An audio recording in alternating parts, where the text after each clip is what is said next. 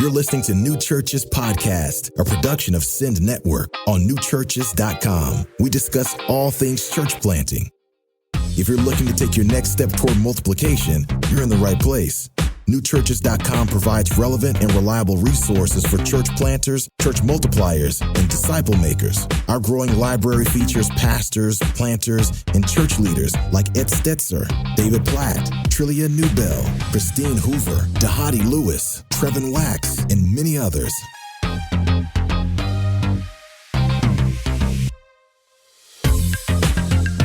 Welcome to another episode of the New Churches Podcast. My name is Noah Oldham, here with Vance Pitman. And Vance, today we're talking about growing as a leader. In New Churches, leaders are often utility players wearing a lot of hats, meaning they probably have a number of areas they can and need to grow in. No doubt about it, Noah, man. When you think about church planting and the role that church planters play and church planting teams, think about it. The missionary, entrepreneur, teacher, catalyst, fundraiser, partnership developer, visionary leader, prayer leader, pastor, and don't forget husband or wife and parent or child, all these hats that are worn by the leaders that are planting churches and a part of church planting teams. That's why I'm super excited about what we're going to be talking about today. Yeah. And joining us today is Brad Lomenick. Brad is a leadership consultant, a speaker, and author. He writes about leadership, the next generation, creativity, innovation, social media, teamwork, and personal growth. And specifically, he's written a book called H3 Leadership. And that's what I want us to engage in today. Welcome, Brad, to the New Churches Podcast. Hey, guys. Excited to be here. I feel like I was on here way back in the early days of New Churches. But maybe I'm mistaken. Oh, you probably were. You probably were. If you were doing it back then, you're probably hanging out with Ed Stetzer. He's the pro at this. He's the guy that's been doing this for a while. Well, listen, Ed Stetzer's been doing it. He has been in the game for a long time. I guess that makes him old, right? Definitely. It makes him like the Yoda. He's the Yoda right. of New Churches Podcast for sure. Yes, That's he's right. the Gandalf. That's a better analogy. He's actually had the beard for that for a while, too. That's great. He's Although turned Noah's it got up, a though, good beard since he game. moved to California. Noah's got a good beard game, too, going. Yeah, this is the short beard, too. So we'll see. We'll see what happens here. Hey, Brad, I have really appreciated personally your book, H3 Leadership. It's made me a better leader. I read it when I was going through seasons of needing to grow as a leader. And then I've been able to take a number of teammates, both at my church and at Send Network, through the book as they want to level up their leadership as well. I want to engage with this a little bit. In your book, you've said the patterns that we cultivate shape the person that we become. I would love to hear from you just out of the gate here, why these patterns specifically of humble, hungry, and hustle are so important to leadership development. Yeah, for me, this was a framework when I was leading Catalyst many moons ago. The interns would show up, and at some point, one of them, who was sort of the most ambitious, would say, "Okay, just tell me what I need to do to get ahead here. Like, how do I get your job?" Right? And my answer was sort of these 3 H's: be humble, stay hungry, always hustle. And it became the framework for me, for our team, for teams I've led the last 15 or 20 years. And so it was an idea and a framework before it was a book. I think the thing that I'm learning, and for me it was also a recalibration. I in the book I talk about a season for me when I was unhealthy. And, raise your hand if you've been unhealthy as a leader at any point. For all of us, like we all have. Everybody out there listening has had a season probably or two where they've looked around and thought, man, I'm not the best example of a healthy leader. And for me, it was, about 10 years ago.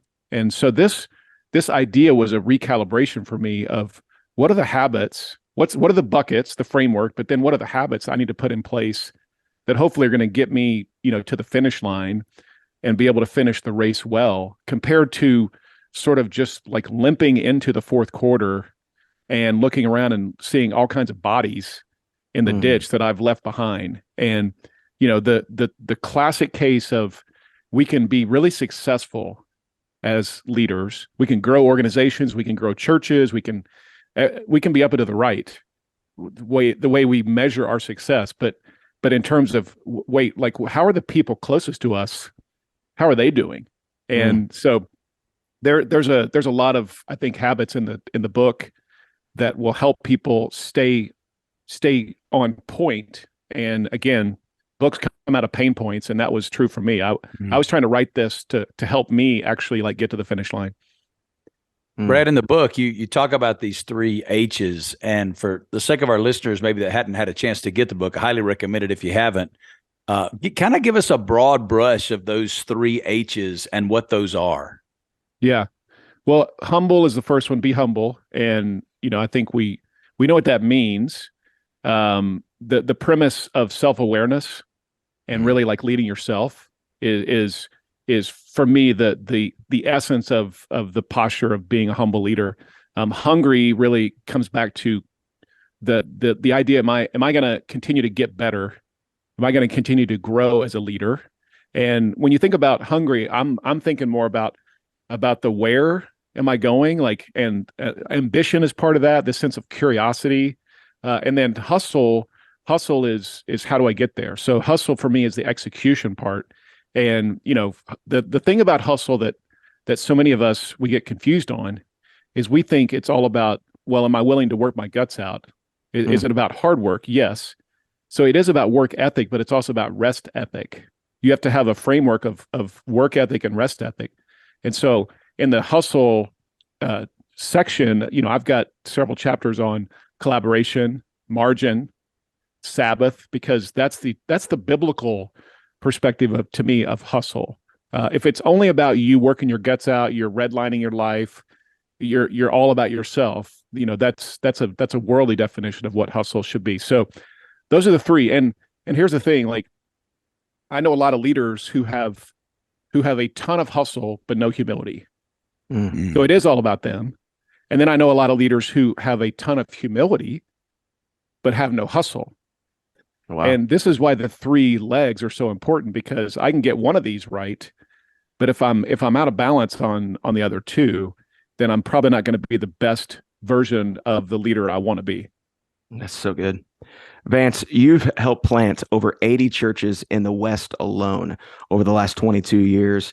How have you seen these 3 come into play in working with leaders that are starting new churches?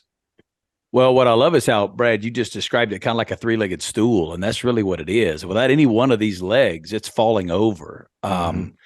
And I would say, and what we've seen happen in the Western United States in particular in reacting to this content, that principle of humility, I personally believe the defining mark of Jesus in the Gospels was humility. It's how he spoke of himself. It's how he described himself.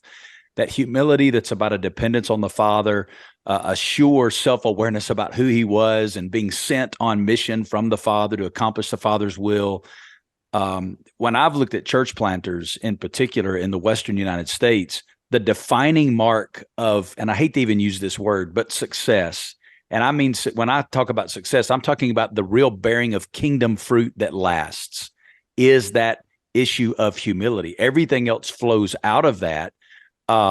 But that alone by itself, you have to have the others as well. The hunger and the hustle, as Brad describes them, I think are just so powerful. And it's a great framework to see the holistic picture through. I love the packaging of it when I saw it, but I think that's key. And Brad, I wanted to ask you a question about a quote that I read in the book as I was looking at some of the content. You said this in the opening section, and I appreciated your transparency.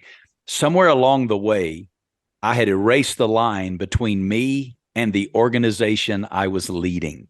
And I just thought when I read that was so church planter, like church planters and really pastors, ministry leaders, their identity gets so wrapped up in what they do. Talk about that from your own personal experience. Yeah, I'll take you back to the Catalyst season, because that's where a lot of that was flowing out of incorrectly. Was when I think about this idea of, what am I supposed to be doing? What's my why, the purpose of my life, and even who I am? If I think about identity, calling, and assignment, identity is the who, calling is the why, and assignment's the what. Mm-hmm. I had incorrectly wrapped all 3 of those around leading Catalyst. And this was a great season. And a lot of pastors, church planters, entrepreneurs, athletes, organizational leaders, we do this without even realizing it. Is if we're honest, we all of a sudden get to the stage in life where there's a false sense of connection, especially with identity, to our what. And we've got to make sure those different buckets of identity, calling, and assignment are really clear for us. Because here's the thing: I transitioned. A lot of leaders, when they transition out of something, especially that they've led for a while or they started, it is really difficult for them to ever sort of get back into a new chapter of the book in their life and actually like pursue it with a great sense of integrity or even a great sense of ambition. And we can think of all kinds of organizations, especially that were founder led. And again, church planters, this is true. You start to hold on to something that you've moved on from. And then the rest of your life, you end up like trying to destroy the thing you built. And it's so unhealthy. It's so toxic. It's so like not kingdom minded. But if we don't transition well out of different seasons of assignment, the what, we're going to have a hard time like being able to be on point with the whole sort of arc of our life and our career and our vocational calling. And this is really going to be true for younger leaders, because the average 20-something today is probably going to have 10 to 15, maybe 20 different seasons of assignment over the course of their career, because of free agency mindset. Like, we live in a project generation now. Now, I'm not saying that's right, but if we don't help leaders really like figure out, especially identity and calling, they're just going to jump from thing to thing without any sense of the direction they're supposed to be heading overall. No, if I'm not careful, this becomes a therapy session for me right now, Brad. You're like, because I'm in the middle of a transition. Like, I just last year walked away from a church plant that I'd given 22 years of my life to leading, and transitioned that to a young leader that had been with me 15 years. He's 35, handed him the keys. And we've been over the last year navigating that whole relationship. And man, like you said, it's just revealed some stuff in my own heart that God had to deal with in my own life.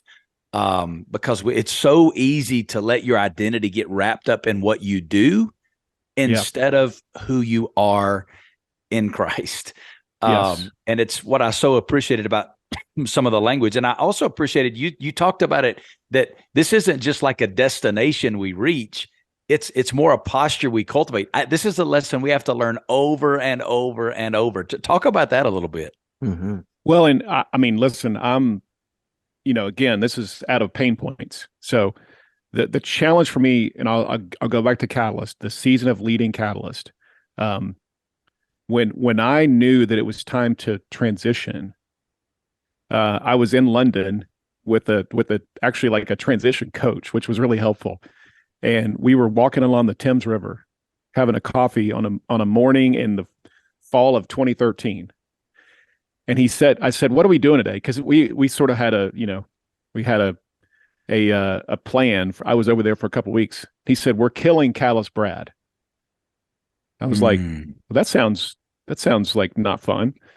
And he said, no, it's time for us to have a moment to truly be able to transition to a new season of vocational assignment, and not make sure, again, Vance, what you said, make sure that your identity in no way going into a new season where you're going to be doing something else ever has any connection back to this past season. And it was a bit cheesy. I'll say that. It was like a moment that was pretty cheesy, but it was so important for me, because if I hadn't have done that, and this is true for all of us as leaders when we transition, if we don't have that permission, the mindset that, we can celebrate the past and move on to the next season, we end up, whether we admit it or not, walking around hoping that the next leader fails.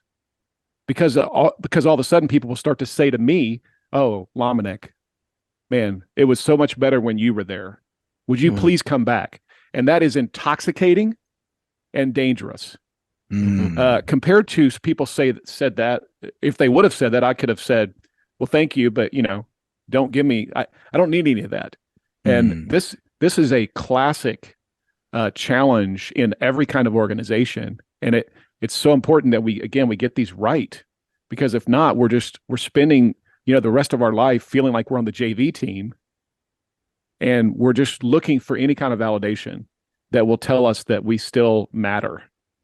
My gosh, I feel like you're speaking to what is an epidemic in the church in North America. There's a lyric that I use a lot in talking about leadership, and I say that if you think in Christ-like leadership, that Jesus focused more on succession than he did on success. Yes. And often in the North American context, we're the opposite. We focused on success to the exclusion of succession. We don't even think about it. It's why so many senior pastors get to the point of retirement and they got to go hire a search firm to find the next leader, because we don't even think about the fact that the psalmist said the plans of the Lord are from generation to generation, meaning I'm simply stewarding something that belongs to him, and it's going to be continuing in the next generation. And if I'm going to lead like Christ did, I've got to think about that and what's coming. But I think what you're talking about with this issue of humility is tapping the nail on the head of the issue, and that is an identity issue. Yeah. Noah, help us dig deeper into this issue of humility. Yeah, that's my big question here. If humility is really answering the question, who am I? And a lot of church planters are younger. They're not transitioning out of something. Honestly, most of them they're transitioning into something.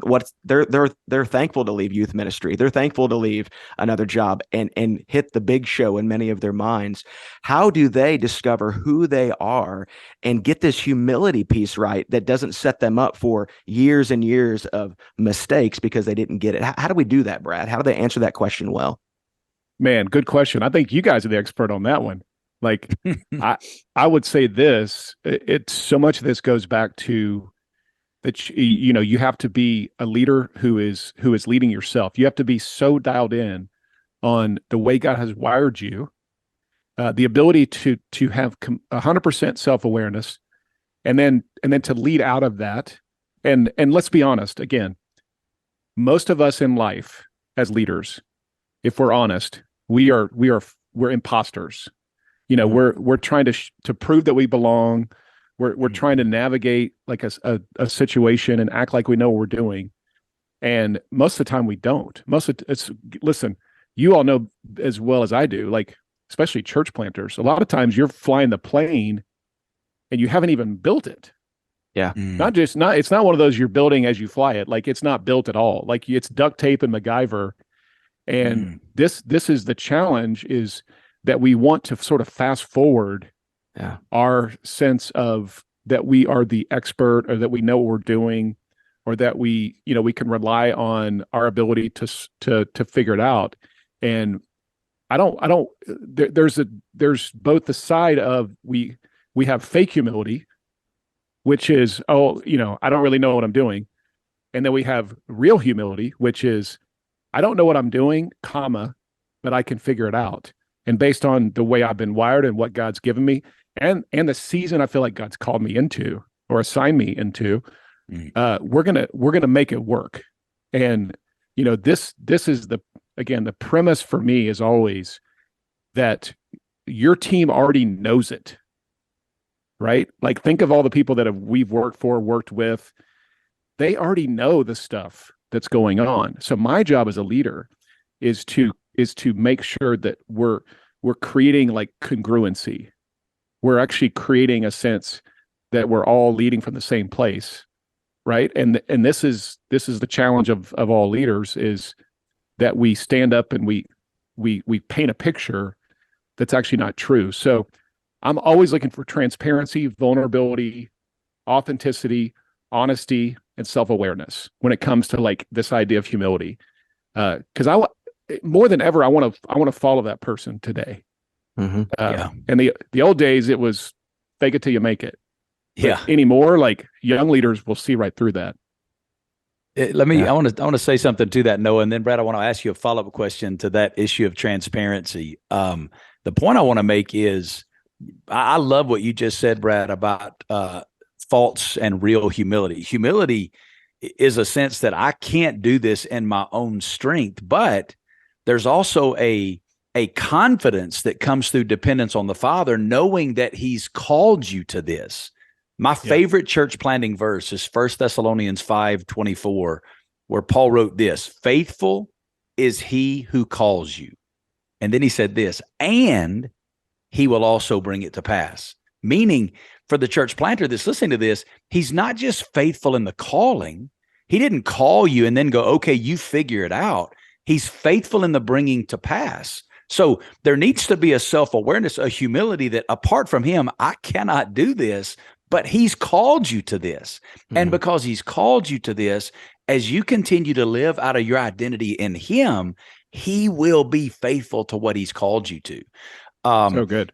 Brad, the question I have for you is, as I watch the generation that's coming up today, I agree 1,000,000% with you. People have asked me many times, man, how does a guy from Alabama drop in Vegas and see the kind of fruit you've seen?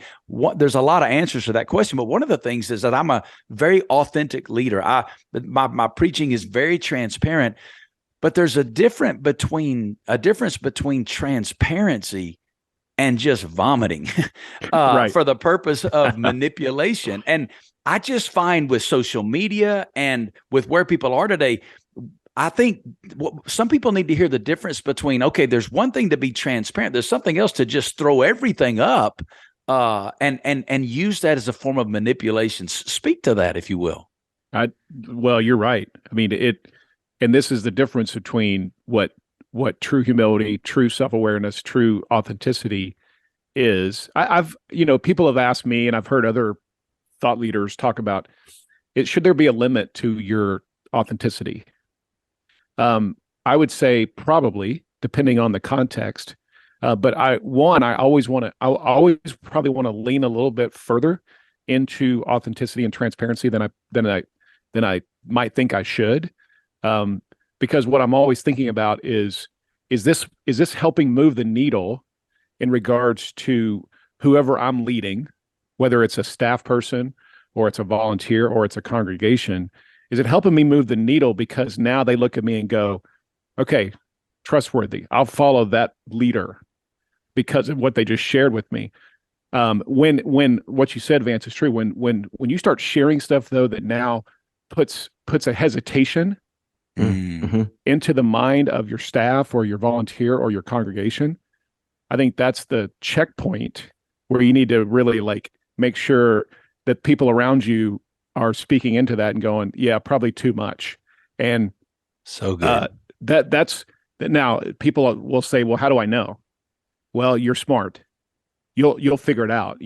This is going back to just the ability to be discerning as a leader. And you have to pray for this. I think this is God given in terms of how do I know what that looks like in regards to each person that I'm gonna connect with.